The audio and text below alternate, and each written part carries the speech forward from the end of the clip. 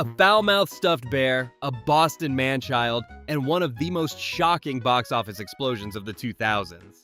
Ted looked like a joke, literally. But behind that CGI fur is a production packed with secrets most fans never found. Casting disasters, a real lawsuit, a cameo nobody saw coming, and one completely unhinged on-set secret hiding in plain sight. 23 weird facts. Let's go! Welcome to Cool Whip Lab. Number 1. The R-rated gamble nobody believed in. Before a single frame was shot, every studio in Hollywood passed on Ted. MacFarlane had been pitching the concept for years and hitting the same wall. Studios loved a talking teddy bear. They hated an R-rated one. Executives pushed PG-13. Broader audience, safer bet. MacFarlane refused. The contrast between childhood innocence and adult depravity is the entire joke. Sanitize it and you've got nothing. Universal finally greenlit the R-rated version. MacFarlane was proven spectacularly right. Ted became the highest-grossing original R-rated comedy of all time, a record it held until Deadpool showed up in 2016.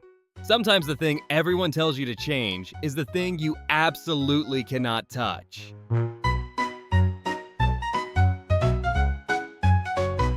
Number 2. Ethan Hawke passed on the lead, and it saved the movie.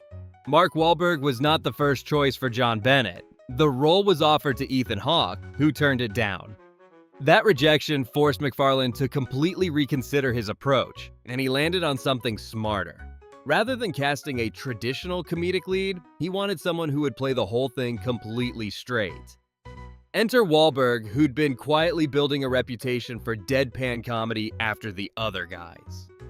His instinct to treat every absurd situation with total sincerity became the film's secret weapon. The joke only works because Wahlberg never winks at the camera. Not once.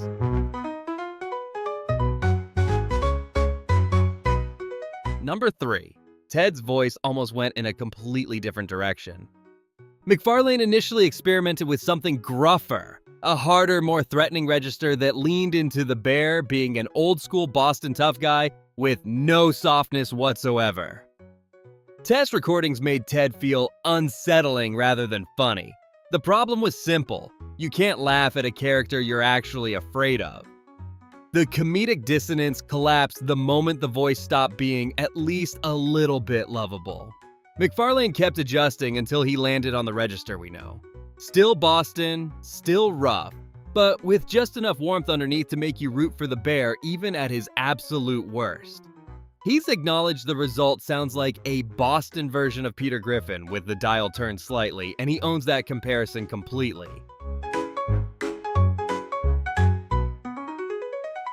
Number 4. The Flash Gordon subplot almost got cut by studio executives.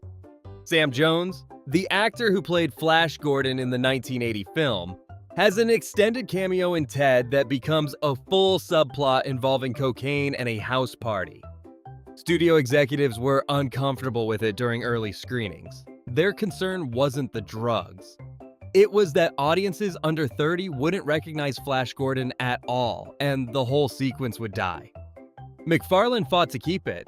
His argument was that the joke wasn't really about Flash Gordon. It was about the specific, irrational nostalgia that bonds a certain generation of men together for life. He was right. The Flash Gordon scenes became some of the most quoted in the film, and Jones became briefly famous all over again. Number 5.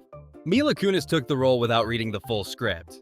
Kunis agreed to play Laurie based almost entirely on conversations with MacFarlane about the character. No completed draft required. What sold her? Laurie wasn't written as a nag. In too many comedies of this type, the girlfriend exists to be the obstacle. MacFarlane wrote her with legitimate grievances and her own comedic identity. Kunis wanted to make sure Laurie felt like a real person who happened to be in a film with a magical bear, not just the emotional stakes attached to someone else's story. It worked. Laurie is one of the better written girlfriends in the entire R-rated comedy genre of that era. Number 6. The CGI technology was genuinely unprecedented. Industrial Light and Magic had never attempted anything quite like Ted. The challenge wasn't making the bear look real. It was making him look real while interacting physically with human actors in natural handheld footage on actual locations. MacFarlane recorded all his dialogue live on set in real time, giving the cast actual timing and rhythm to play off. A physical stand-in wearing a Ted suit provided lighting reference. ILM then built the CG bear frame by frame around all of it.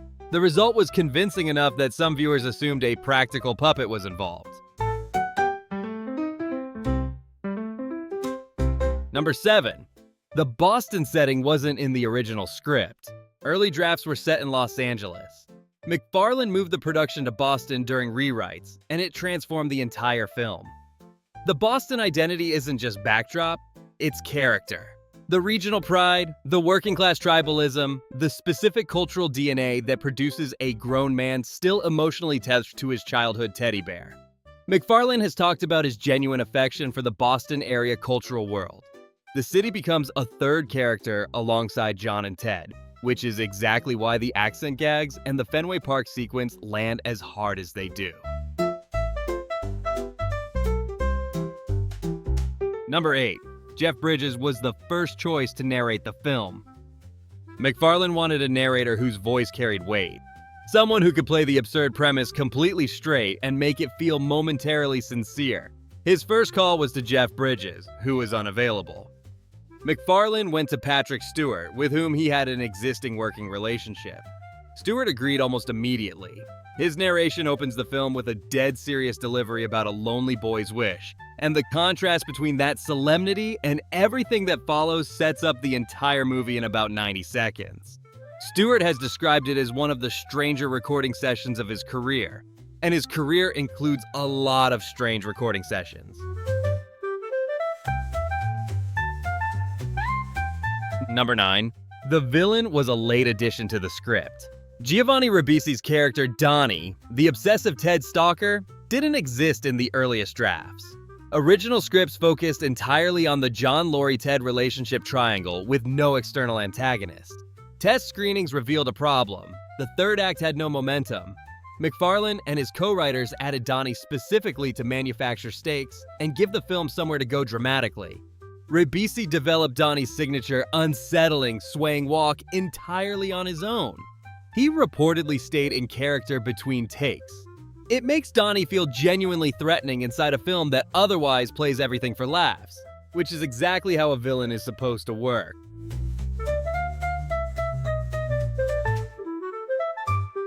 Number 10. Norah Jones did the cameo for almost nothing. Norah Jones appears at the party sequence, playing herself, reportedly for a token fee far below her market rate, because she found the script hilarious and wanted in. MacFarlane had built the cameo around a specific joke. Norah Jones at a party is simultaneously the coolest and least threatening celebrity imaginable. Jones got it immediately. What normally takes months of negotiation and significant fees came together in days. She was a genuine Family Guy fan. Sometimes the easiest gets are just the ones where someone thinks your script is funny. If you're still with us, hit that like button and drop a comment with your favorite Ted moment. We actually read them. It genuinely helps the channel more than you know.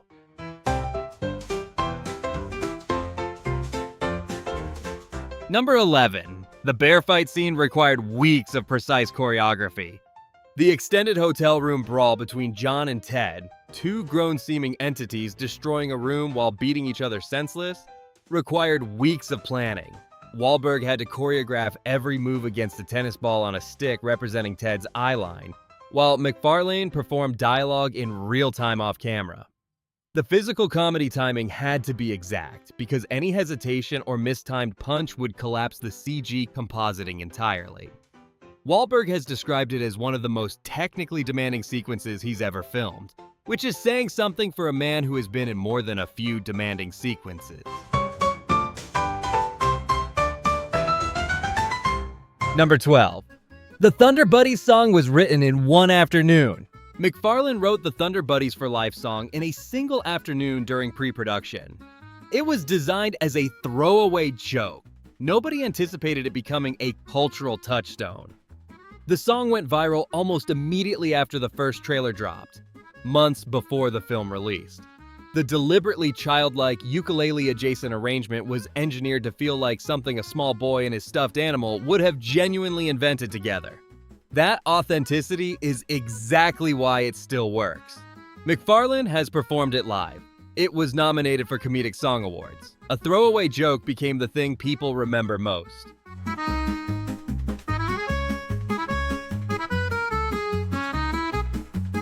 Number 13. Ryan Reynolds had a secret cameo, hiding in plain sight. Here's one most people missed entirely. Ryan Reynolds appears in the first Ted, right there in the theatrical cut, as Jared, the boyfriend of Patrick Warburton's character Guy. It's uncredited, non-speaking, and over in seconds. Guy casually introduces him at a party and Reynolds smiles, says nothing, and disappears. No build-up, no announcement. The kind of cameo specifically designed for people who weren't expecting it. The scene was kept completely out of the marketing. Finding it in theaters felt like discovering a secret the movie had hidden in plain sight the whole time. Number 14. The film was shot in roughly 56 days. For a production of this technical complexity, a fully CG lead character interacting with real actors across multiple real locations, 56 days is a remarkably lean schedule. This was MacFarlane's live-action feature debut. He ran the set with the efficiency of someone built for animation timelines, arriving every day knowing exactly what he wanted from every shot, eliminating the exploratory drift that slows down most first-time directors. Crew members noted it consistently. The tight schedule contributed directly to the film's energy. Everything moves fast because it had to.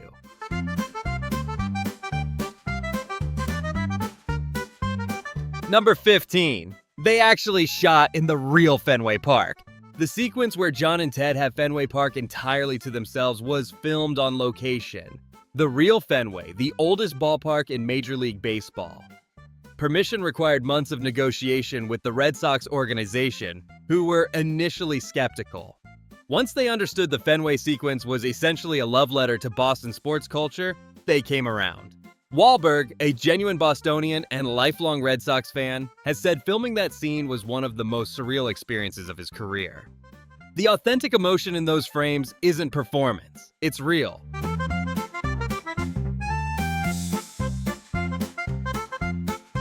Number 16. Its opening weekend numbers rewrote the record books. Ted opened on June 29, 2012, and grossed $54.4 million its opening weekend. The highest opening weekend ever recorded for an original R-rated comedy at that point in time. No franchise pedigree, no sequel setup, no existing IP, just a first-time live-action director, a CGI bear, and a premise everyone in the industry had spent years telling MacFarlane to soften. It opened against The Amazing Spider-Man and still posted those numbers. The film eventually crossed $550 million worldwide against a $50 million production budget. For an original R-rated comedy, those figures are genuinely historic and haven't been replicated since.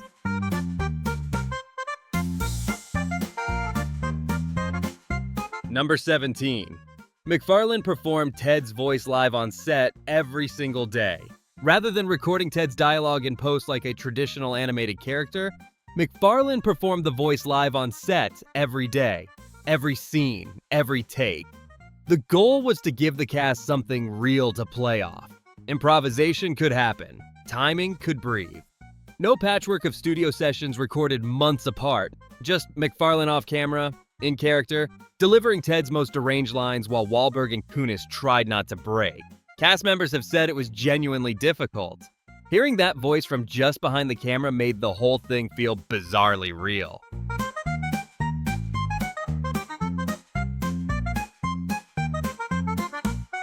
Number 18. The title was almost completely different. Early working titles included Best Friends Forever and Teddy, both of which MacFarlane actively hated. He felt they telegraphed the sentimentality without any of the edge. The single-word title Ted was chosen deliberately. It treats the bear with the same flat, unadorned seriousness you'd give a human protagonist. No adjectives, no qualifiers, just Ted. MacFarlane has argued that the title sets up the joke before anyone has bought a ticket. He's right. Ted implies something about the film's entire worldview in 3 letters.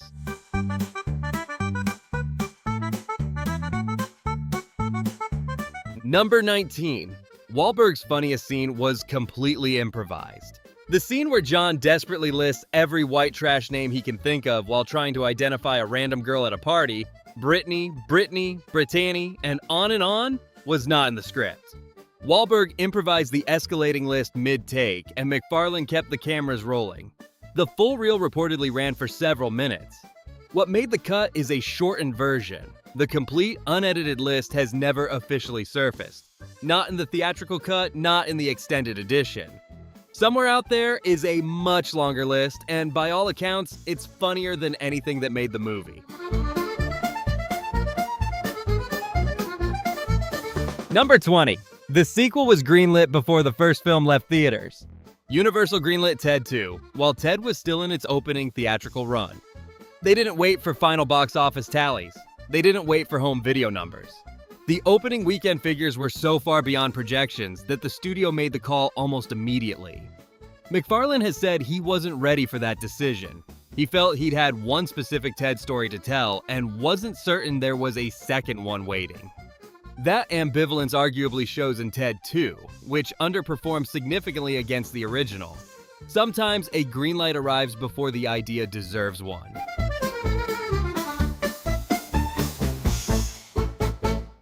Number 21. A lawsuit claimed MacFarlane stole the entire concept. In 2014, a company called Bengal Mangle Productions filed a copyright lawsuit against MacFarlane and Universal, claiming Ted was a ripoff of their character, Charlie, from a screenplay and web series called Acting School Academy. Same basic concept, a magically living stuffed animal sharing adult vices with its childhood owner. The case dragged on for years, forcing MacFarlane into extensive depositions detailing Ted's full creative history going back to his earliest pitch documents. He maintained the character predated their material entirely. The court agreed and dismissed the case. Still, a long road to get there.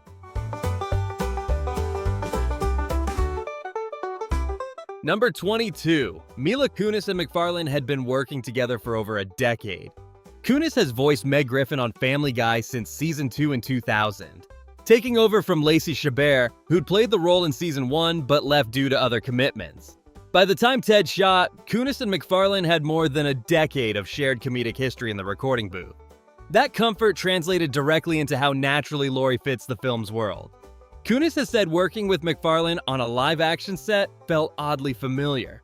They'd spent years building timing together without ever being in the same room at the same time. That pre-existing trust made every scene they collaborated on feel genuinely lived in.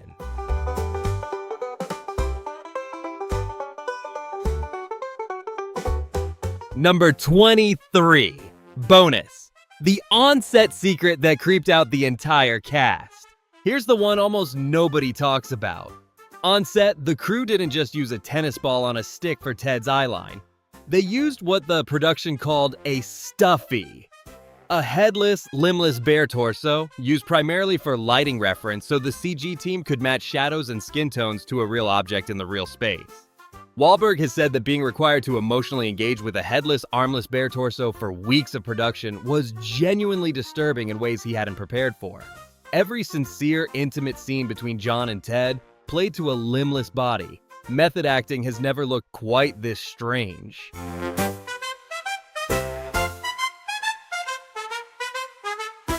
"23 weird facts about Ted, and proof that this ridiculous movie was a lot more complicated to pull off than it looks.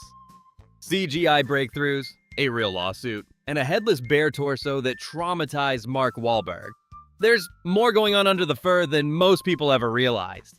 If you made it this far, you're officially in the inner circle. Prove it. Like the video, subscribe to Cool Whip Lab, and drop your favorite fact in the comments.